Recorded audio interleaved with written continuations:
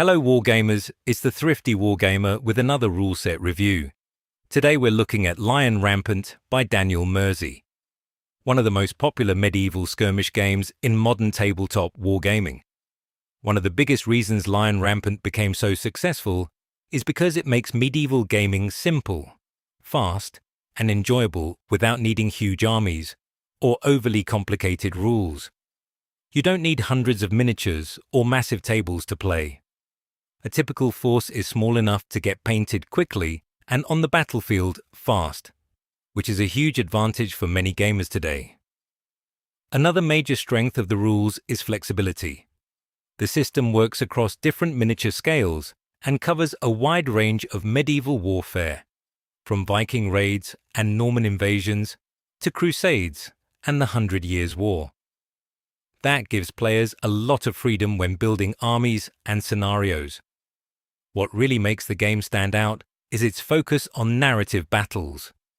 Instead of every game being about simply wiping out the enemy, the rules encourage raids, ambushes, escorts, and scenario-driven objectives.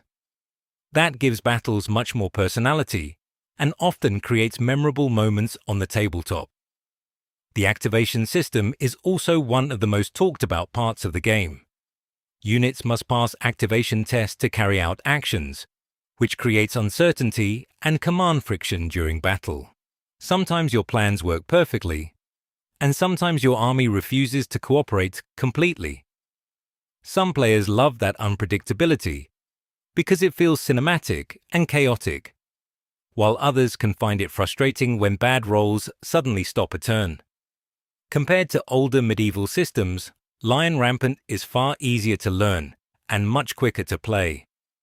You can comfortably finish games in an evening without spending hours checking charts or tracking complicated formations.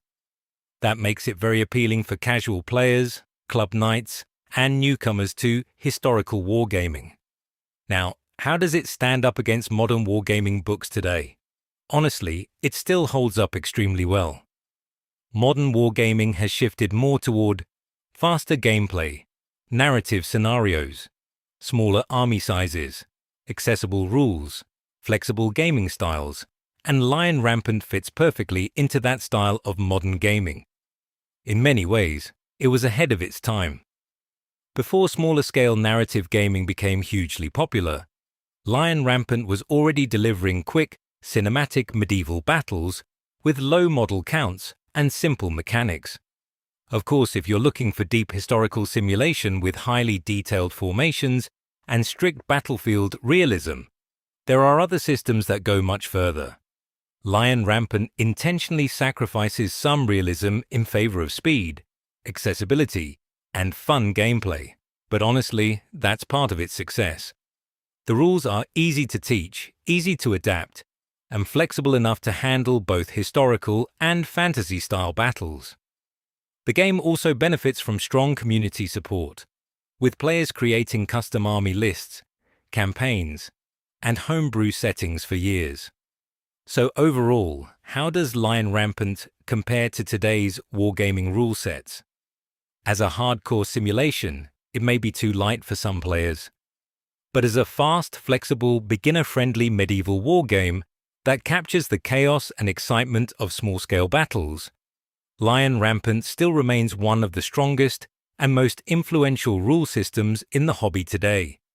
And that's why so many gamers are still playing it years after its release. If you enjoyed this review, don't forget to like, subscribe, and let me know in the comments what your favorite medieval wargaming rule set is.